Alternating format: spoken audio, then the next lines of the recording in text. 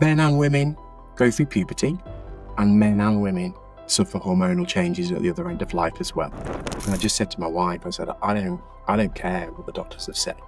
You know, they've known me for 30 minutes. I've known me for 30 odd years, and I know something's wrong with me. Take action. You know your body better than anybody else. If you think something's not quite right, it's probably not quite right.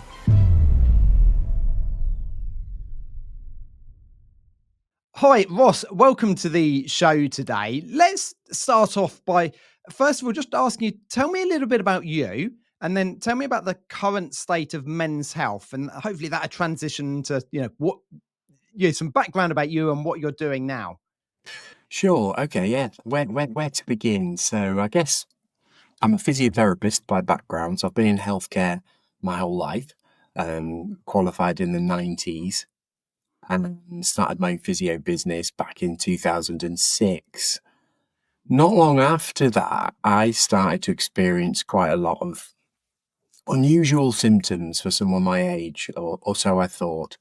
I was achy, tired. My brain was really foggy. I couldn't really think straight. Like a lot of us guys do, we and I ignored it.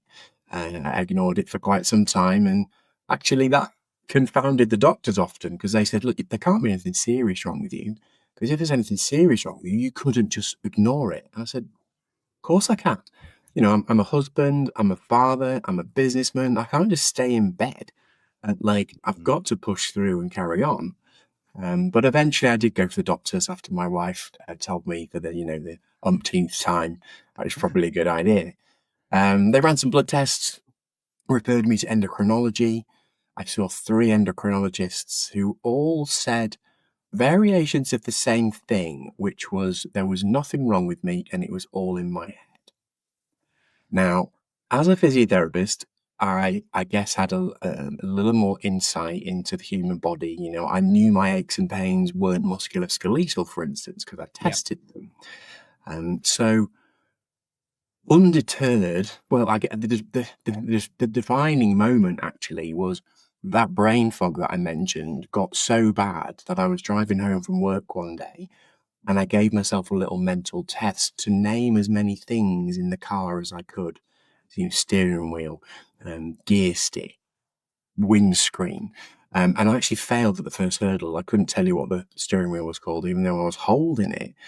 And I was looking at it and I knew what it was, but I just couldn't get the words out. It was like thinking through cement. And it was the worst it had ever been at that point. And I got home and I just said to my wife, I said, I don't care what the doctors have said.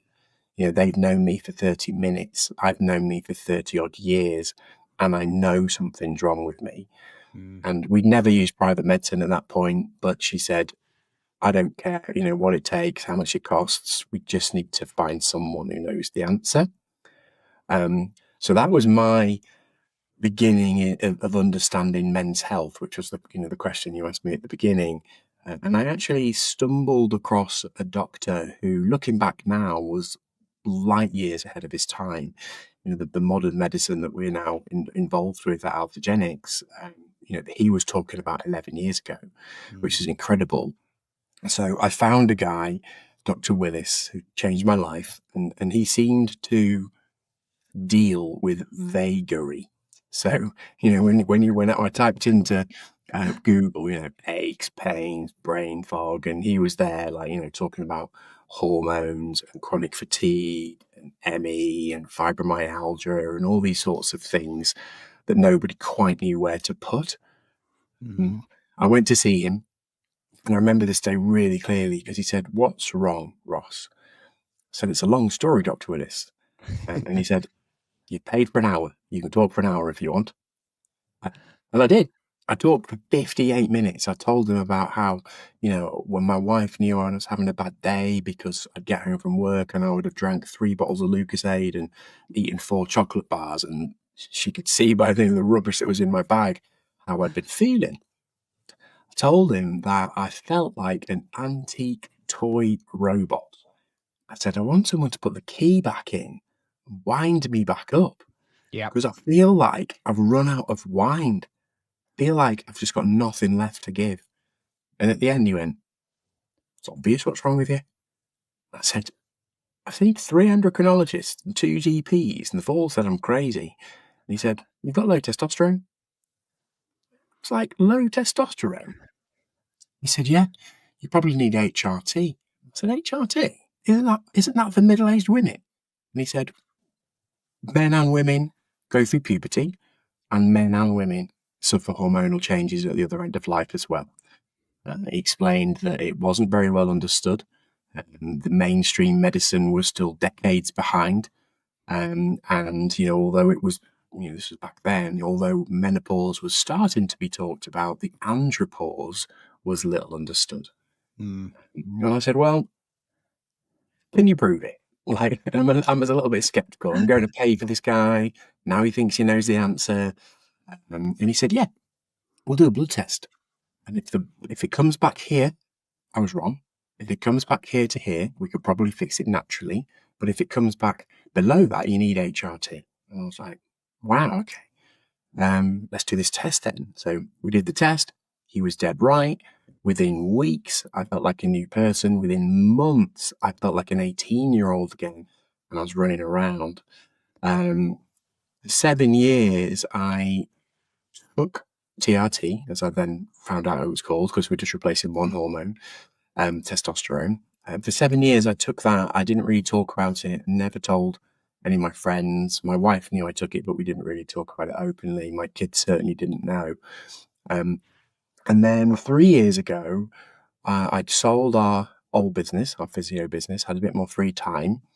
And I started to research it and realize this was a much bigger issue than I'd thought. In my head, it was just me. I was like some sort of anomaly. Yeah. But again, that was just me as a guy, I guess, burying my head in the sand. And I realized it was such a huge problem and decided I wanted to try and do something about it. So that was the genesis of our new business, which is Alphagenics. I mean, yeah, that's quite the story, and it was really interesting. You touched on that bit about the menopause, and that conversation, and for a good thing, I think is now more openly spoken about, and women are getting much more support, and I think understanding from men as well. It's something I've been interested in learning about. But equally, we aren't talking about the other side as much with men. I mean, I'm 44 now. I'm in that midpoint type of life, and there are changes in my body that I understand, but no one really talks about it, and certainly not. You were saying men don't talk about it. If I go meet up with the lads to watch some football, we don't talk about our health as such in that way. It's sort of glossed over, and then you just do laddie stuff, and again, that is slightly changing with the mental health talk, but equally, I think we are still stuck in that lads just get together. We don't talk on a deeper level. Oh, 100%. Yeah, my wife commonly, when I used to go and play golf, I've given up golf for a while because I've been a bit too busy, but she'd say, "Well, how's their wife?" I don't know. She wasn't playing golf. Well, how's his kids? Well, they weren't playing golf either. Well, did you not ask? Well, how was their holiday? I don't know. We were playing golf. Like, like we just don't talk about the same things. Whereas I think women get together and they do that whole thing and they Yeah. chat about everything and how's the family and how are the kids and all that. We just, as you say, we get together, we hang out, and I think there's nothing wrong with that because there's camaraderie in it. And I think a lot of men find solace in that quiet solitude and that quiet camaraderie. I don't necessarily think we all need to open up and start pouring our hearts out to each other. When you've got someone that you can be close to, I think that's often enough. Yeah, that's an interesting point because there is that thing. I mean, I see it something that almost brings my spirits up is being around some of my mates where we just take the mickey out of each other. Yeah. Like calling me names that if you didn't know we were friends, you'd be like, you can't call someone that. It's like, no, we can. We've known each other 20 years or 30 years or Yes. whatever. And it's the way sometimes we operate. But I guess then we need other releases to understand a bit more about ourselves in other ways. Yeah, it's an interesting one, isn't it? Because the media at the moment, are a bit like, well, men just need to open up. They need to tell everyone how they're feeling. Um, And I kind of get where they're coming from, but there's two things I think we've got to be aware of. One, who do you open up to? Because if you open up to your boss, or maybe they're not ready for that and you get sacked. If you Yeah. open up to your friends and they're not emotionally ready for that, maybe you just get ridiculed. If you Mm. open up to your partner and they've signed up for you to be the rock, maybe they leave you. And actually, we see that. That is a real life example from gentlemen in our group. So you've got to open up in the right way to the right person. That's a big thing. But also, how far do you take it? Because if I've asked this question many, many times to different doctors and experts and people we've had on our podcast, to ladies, and said, if you're choosing a partner, do you want a man who opens the door for you, walks on the outside of the path, pulls the chair back, always pays the bill, is strong, confident, and decisive? Or do you want one that cries all the time and tells you when he's had a bad day and needs a cuddle? Walks on the inside of the path, doesn't open the door, and doesn't hold your chair. And I'm like, well, it's a no-brainer, isn't it? Of course I don't want the second one. I want the first one. I want a masculine man. I want someone who's strong and confident and looks after me. And it doesn't mean they're less capable or less independent. It just means they're allowing someone to step into their masculinity. I think that's a really important thing to remember, because I think some people go too far and they just Mm. want us to open up to everyone, and it just wouldn't work. No, I guess that is that really interesting point we're in, where maybe there are influences from the media, and then we've got our mates and what we know, and we've grown up, and almost what does it mean to be a man in sort of 2024, 2025? What are we expected to do? Like you say, opening doors, things like that. That's a good sign, but I don't want to.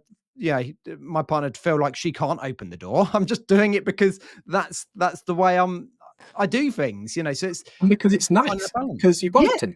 Yeah, yeah, because you care about them. Yeah. yeah. So I And guess I that think is that thing of what are we meant to be? yeah, I feel really sorry actually for younger men, because I think they're often scared to do those things because they don't want to offend the other person. They're like, "Oh, I can do my own door, or I can pay my own bill," and ooh, that's toxic. Your behaviour is toxic, and that's the worst thing that's ever happened. Is the word toxic got linked to masculinity, because I think it scares young men to death. Masculinity is not toxic. There are toxic traits, and those traits can be exhibited by either gender, but it's not specific to masculinity. And I think that's really important to bear in mind. We should be celebrating our complementary differences. Men are stronger. That's just a fact. It's not an opinion, or it's not bad. It just is. And we should be accepting that. So therefore, we do the harder, stronger physical things. And women have different attributes which we should be leaning into. But it's hard for young men, I think, really hard. Yeah, yeah, I can see that. As young people grow up and just what they're exposed to, and yeah, there's over the years been lots of talk of it, equality and all things like that. And I'm a dad to two young girls. Of course I want equality, but equality to me means that them to be able to choose to do things. It doesn't mean actually we've got exactly the same attributes, skill set. I suppose even like wants and desires, there's certain things that interest men, it seems, generally, and I'm talking generally more than women, and vice versa. And that's just because we're different. Yeah, exactly. Exactly. Equality doesn't equal the same. No. Equality is we're treated the same way, but we respect our differences. And actually, I would say we go beyond respecting it and we celebrate it. And that's what's Yeah. been lost, I think. I think too many men are trying to be something they're not. And I think we've got probably women trying too hard as well to be something that they're not, instead of just accepting that we both have these complementary skill sets and ways about us, which we should be sort of leaning into. I think, even to go off on a slight tangent, I think even the family unit has come under a little bit of pressure as well. It's almost like you can't just be a 2 plus what is it, 2.4 children anymore. It's a difficult time, I think, for young men and women. Yeah, and I guess then we see those sort of, the influences that young men are getting from various different sources. You've got, like you say, a very, I suppose, softy, open up approach that they're getting fed that message, but equally there's probably the other end, the Andrew Tate type end of, what where do you fit, and what are we actually meant to do? And they're almost opposing views, and there's probably lots of people stuck in the middle going, I don't really know what I'm meant to do. Yeah, exactly. I think in the world, whether it's politics, right and left, or whether it's from, I can't remember how you described it, something through to Andrew Tate. I think 90% of us are in the middle. And that's where we're happy. We want to be there. We don't want to offend anyone. We want to get on with our own life and be the best version of ourselves. But then you've got these people at either end that sort of mess it up for everybody else. And I think at the moment, with we're talking about masculinity, I think a lot of people are stuck maybe in the middle, and they don't know how to be. I think that middle ground is difficult at the moment.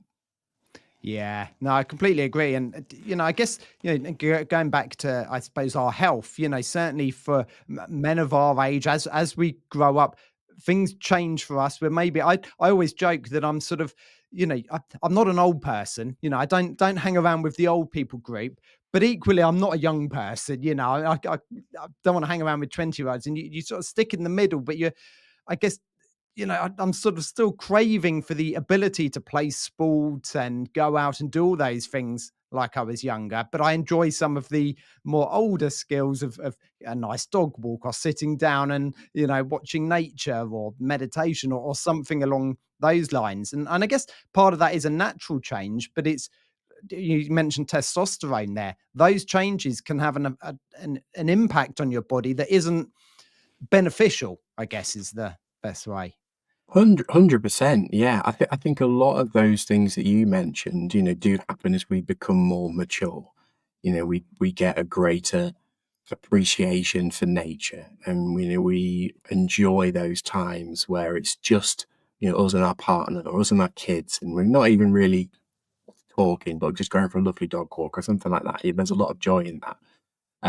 But then there's also a lot of physical and mental changes that happen because our testosterone is dropping. And a lot of gentlemen out there are just accepting that this is part of getting older, when actually it can be changed, just like in women where they can have HRT. So the common things we hear are low mood, low libido, low energy, poor sleep, brain fog, loss of muscle mass, weight gain, aches and pains, feelings of anxiety and depression, or overly emotional that just sort of come out from nowhere. And all of those feelings are common symptoms of low testosterone, or indeed low estrogen. And estrogen can be too low in a man as well. So if you are feeling any of those things, what we advise people to do is go and get a blood test. So it's really simple, very straightforward. If you're just curious, get a finger prick test. They're inexpensive. They're like £25, and it'll tell you where your testosterone is at on a scale. But yeah, any of those symptoms, don't just accept that you're getting older. Think there might be something I can do here. Yeah, I mean, that's really interesting, because it is quite a simple test. Like you said, it's a simple blood test and even a prick test. But probably the idea of, testing for your testosterone level, there'd be some people listening thinking, well, I've never even thought about that, or heard of it. Absolutely, yeah. I mean, even doctors, often we'll hear patients say they went to the doctors and the doctor just refuses to do it. The best one, and we hear this quite often, is doctors will say, no, you obviously don't need testosterone because you're large, you've got muscles. And it has Right. very little to do with that. Or they'll say, can you get an erection? Yes. Well, your testosterone's fine. Again, that's so simplistic. Testosterone is a sex hormone, but it's actually responsible for cognitive improvement, and it keeps our bones strong, it keeps our muscles strong, and it's actually involved with almost every system within a man's body. But it's so little understood. We hear doctors saying things like that all the time. Yeah, and I guess I mean they're natural ways you can boost your testosterone. I have heard lifting weights, actually keeping that muscle mass on. Like you say, we often hear that sort of middle age spread and things like that. So actually, men at that midpoint do need to be hitting the gym, as much as you were when you were 20. 100%, actually more. So after the age of 50, especially, it becomes much harder to build muscle. So you want to build as much as you can before that, before it's too late, because it gets harder after that. So when you're in your 20s, we can kind of take most things for granted. We're pretty much indestructible. We jump off things, we bounce back, we don't stretch before football, any of those things, and we're okay. As we get older, that starts to change, and so usually it's in our 30s where we start to realize we're not indestructible and we should start to do something. Yeah.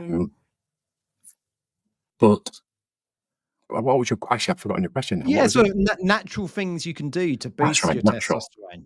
Yeah. Yeah. So the first thing when someone comes to us is we will talk to them about their lifestyle. So, what's your diet like? What exercise do you do? Tell us about your sleep. Because ultimately we want to try and improve someone naturally before we'd consider going on any kind of medication. Mm. And the things that can help would be eating a really clean diet. So it tends to be a paleo diet that works really well. Okay. Yeah. So, if it ran, swam, slithered, or grew, eat it. If it's got an ingredients label on it, put it back. That is the building blocks of a lot of hormonal health right there.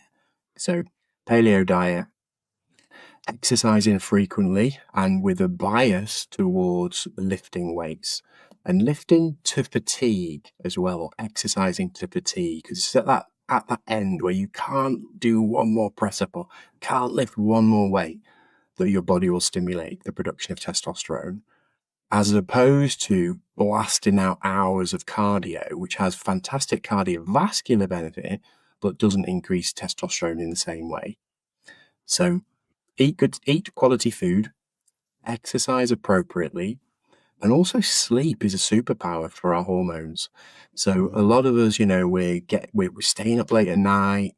Again, especially younger men, maybe just in front of a screen playing on a computer game, drinking alcohol, and then getting poor quality sleep, getting up early, going to work, and they're in this vicious cycle with blue light, poor sleep. So we say to people, you want 8 hours sleep, certainly 7. Cut off the blue light before, a couple of hours before you go to bed. And if you can't stop looking at your phone or whatever, use blue light blocking glasses. So things like these Yeah. can be really useful. So, if you need to still watch the telly or look at your phone or something like that, and get into the habit of going to bed at the same time and getting up at the same time, whether it's the day, whether it's the weekday or the weekend. Getting into that really good sleep routine can be beneficial for your hormones as well, because we naturally produce testosterone in our testes when we're asleep. So we want to get into that cycle of actually producing the testosterone every night when we go to bed. Yeah, I mean, you said sleep is a bit of a superpower, and I think actually the other two you mentioned also, they sort of lead on from getting enough sleep, because if you don't get enough sleep, the idea of exercising, you're too tired, and I tend to find if I haven't had enough sleep, that's when I end up eating crap, because it's sort of like you're just exhausted and you just want to fill yourself full of sugar or things like that. So actually, the starting block is that simple one of get enough sleep. And actually, it's one that we can all do for free very easily. It's just, yeah, having the willpower to do it, and reducing those distractions of, yeah, like you say, mindlessly scrolling on our phone in bed for an hour. Actually, no, put it down. And Yeah, if you need something, read a book or do something slightly different before going to sleep, but get that sleep. exactly. And there's a few supplements that have got pretty good um, uh, research to back them up as well. So vitamin D, zinc, magnesium, ashwagandha, quality omega-3, DHA. Those five really, if you take all of those, you're probably going to find you get a 20% sort of boost in your testosterone anyway. So if we get someone, they're just slightly down, they're 20-30% less than perhaps the baseline optimal, which is, we believe, 20 nanomoles. So the Okay. NHS say that 6 is okay, and they wouldn't treat you. And we believe 20 is where you start to feel good. So that gives you an idea of this big difference, big Yeah. discrepancy. So if we see someone and they're like 16, 15, 17, we'll say, go away, lift weights, look at your sleep, look at your diet, take these supplements. And if it doesn't get better in the next, 3 to 6 months, let's have a look again. But ultimately, it's a really big decision, because if you start on TRT as a gentleman, you're probably going to be on it for the rest of your life. So you don't want to just start it willy-nilly, for want of a better phrase. Yeah. Yeah. And I mean, I guess you mentioned there's a couple of bits you mentioned that I want to pick up on. Yeah. Your diet as one. And I guess we are in that period where actually it's harder to eat that, yeah, well, caveman diet, as I've heard it described, before, because everything is processed, it's quick, we're short on time, if you're a busy dad or things like that. And we end up consuming the food that, even at the slightly, oh, this is slightly healthier than, going to get a takeaway, actually it's still processed and, isn't the best stuff for us. Definitely, and that's another reason I think why we feel the way we do, because a lot of foods, if they've got herbicides, been wrapped in plastics that have BPA's in them, all of those toxins are xenoestrogens, which means they actually bond to the receptor sites within the body, and they change testosterone into estrogen-like substances. So they're actually feminizing men. And the really scary thing is testosterone has halved in the last 50 years. In fact, it's reduced across the population by about 1% per year. So your granddad had double the testosterone that you've got today.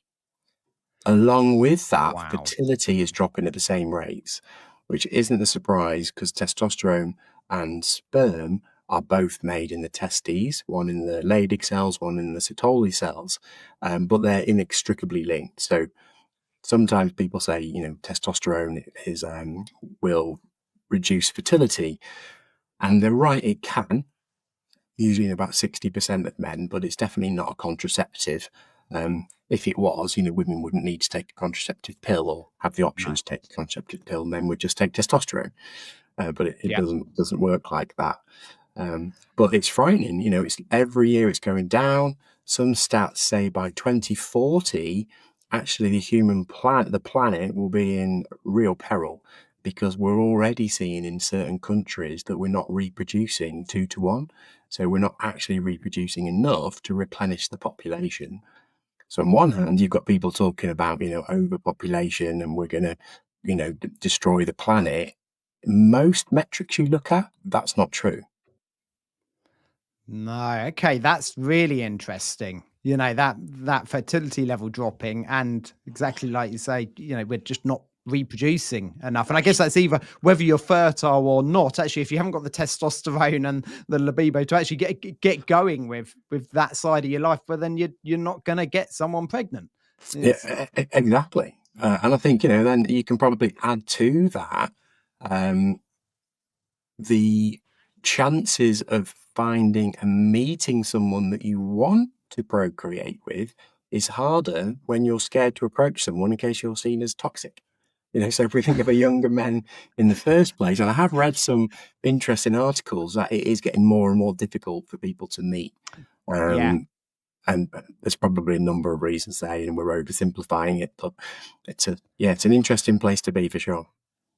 Yeah, yeah, I've seen some stats around that, and young men sort of almost just not knowing how to get a girlfriend, and and maybe that is where that conversation they've linked, toxic masculinity and worries like that. I sort of hark back to the classic day of just meeting someone in a nightclub and chatting over a drink, but maybe that has started to change just because actually the number of nightclubs has reduced and people going out the way young people go out now has changed, certainly since COVID. And so it all just starts to interlink. And it's that, I guess it's that compound interest of it's not just this and it's not just that, but all of these small percentage reductions has led to this outcome that might be people just aren't reproducing in the same way that that people did sort of 50 years ago. Yeah, absolutely. It's a scary place. Yeah. So talk to me about business then, because you've had that change. Obviously, that was, almost brought about through a sort of a newfound purpose because this had an impact on you. I mean, how's that been? How's the sort of growth of business been for you, and how have you adapted to tell your story? I guess. Yeah, so when since I started on testosterone, it kind of opened up my mind really. I'm better in every way, and I've been on it for 10 years now. So I'm a better husband, a better father, a better business person. I'm a better friend. I've got better clarity of thought than I had before. So we started Alphagenics, which is growing steadily. We're looking at opening in 2 other countries in the first quarter of next year. But in addition to that, we've also carried out 18 acquisitions, mainly in the healthcare space, over the last 7 years.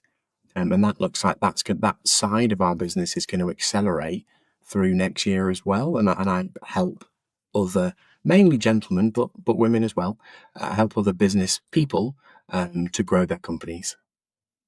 Yeah, well, I mean that is quite a journey of your own business and the acquisitions. And you said you've got more clarity now. Do you think that's absolutely key to sort of growing a business? Because business can be stressful for people, and actually sometimes the stress comes from the overwhelm, and overwhelm often comes from just trying to think of so many different things at one point. So by having clarity, does that link back to actually being able to grow your business?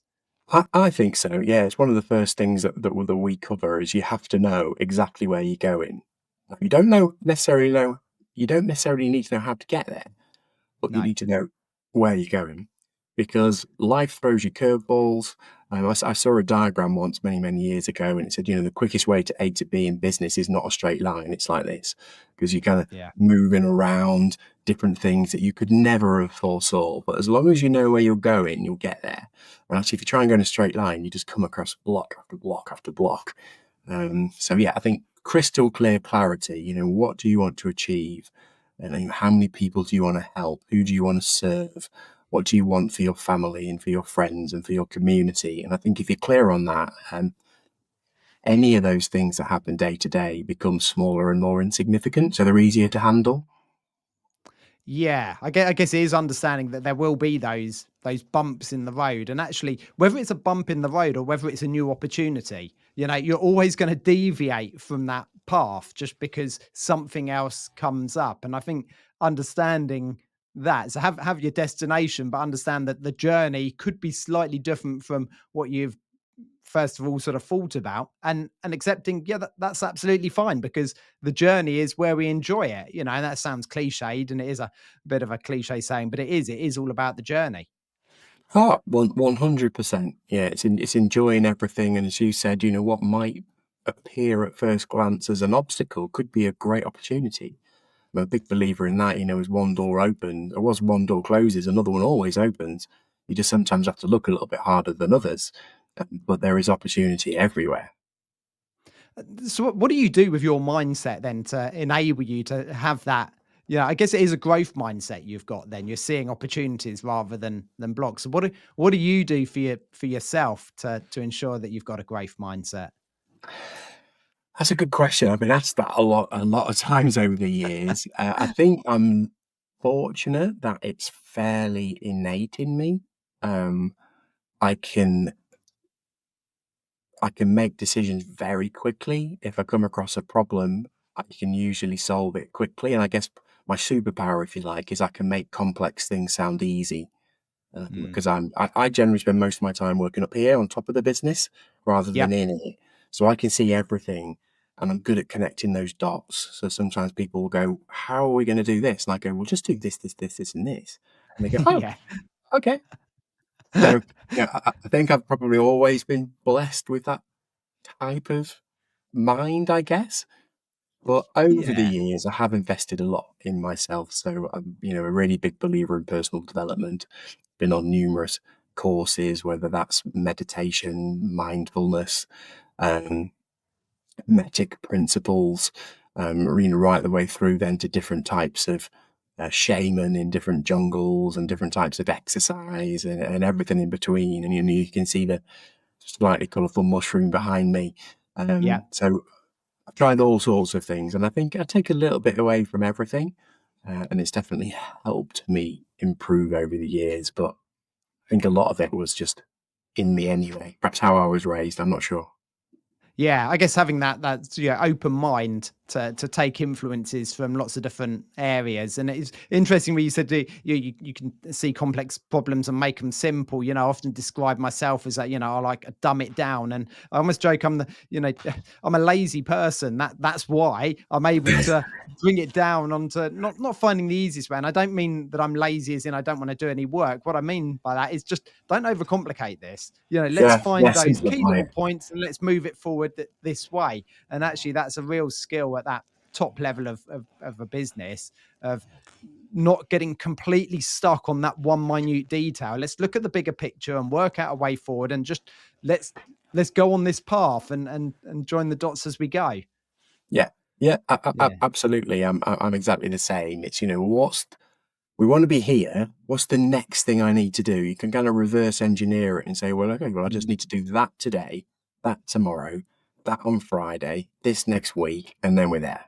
Okay, let's Yeah. let's do that. Yeah. Simplify it. Don't overwhelm yourself with too much of the detail.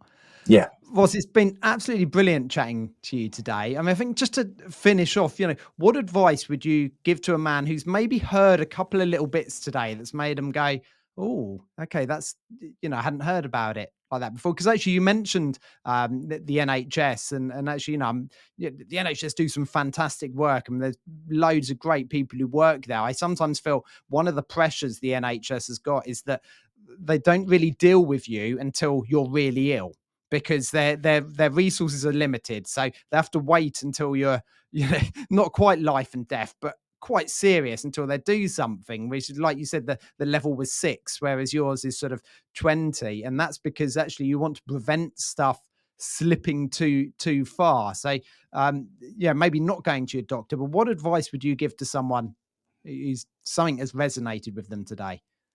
I think take action. You know your body better than anybody else. If you think something's not quite right, it's probably not quite right.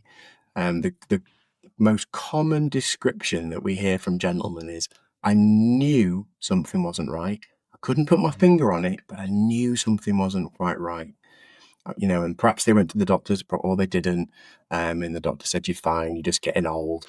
And there's a really big difference between what's normal and optimal. And that's a really important thing, because on that Mm. scale of testosterone, and all blood markers are like this, by the way, thyroid, estrogen, testosterone, hematocrit, vitamin B, all of them are on a scale. And there'll be a out of range scale, abnormal, and there'll be a normal range, which is usually quite large. Normal is not the same as optimal. So with No. testosterone as an example, the NHS are saying anywhere between sort of 6 and 28 is normal. So 6.1 is normal. 5.9, you're a little bit low, but maybe go away and come back in 6 weeks and we'll test it again. Someone could start having symptoms from about 18, but they have Yeah. to wait all the way down there. Optimal is not normal. So if you are feeling any of those symptoms, have a look, ask yourself some difficult questions first. Are you drinking too much? What's your diet like? Could you improve your sleep? Are recreational drugs involved? Have you been taking steroids? Is that something that's happened before? A million men self-medicate steroids, and it's going up with younger and younger men doing that, with the addition of SARMs, which have been added quite recently. So if none of those are you, well, if some of those are you, then change it. Yeah. And if none of those are you, then think about lifting heavier weights rather than doing cardio. Adding in some of those supplements, zinc, magnesium, boron, vitamin D, omega-3. And if that still doesn't do the trick, get a blood test and have a look. If it's above 20, you're unlikely to be in the problem in a testosterone deficiency. If it's below that, it could be, and you might benefit. That's brilliant. Yeah, it's certainly something I'm going to start looking at and probably just make better, more conscious decisions in just the way I run my life, certainly over the next few years. So, Ross, thank you for joining me today. I've absolutely loved our conversation. I'm sure you're going to continue growing both personally and in business. So, wishing you all the best with that and enjoy the rest of your day. Thank you, Matt. I've really enjoyed it. Have a great day too. Take care. Bye. Thank you for tuning in to this episode of the Balanced Ambition podcast. I genuinely hope the stories inspire you as much as they inspire me. If you found value in today's conversation, please share it with a friend. And remember, by subscribing, you won't miss an episode, and it would truly mean the world to me. Stay balanced, and I'll see you next time.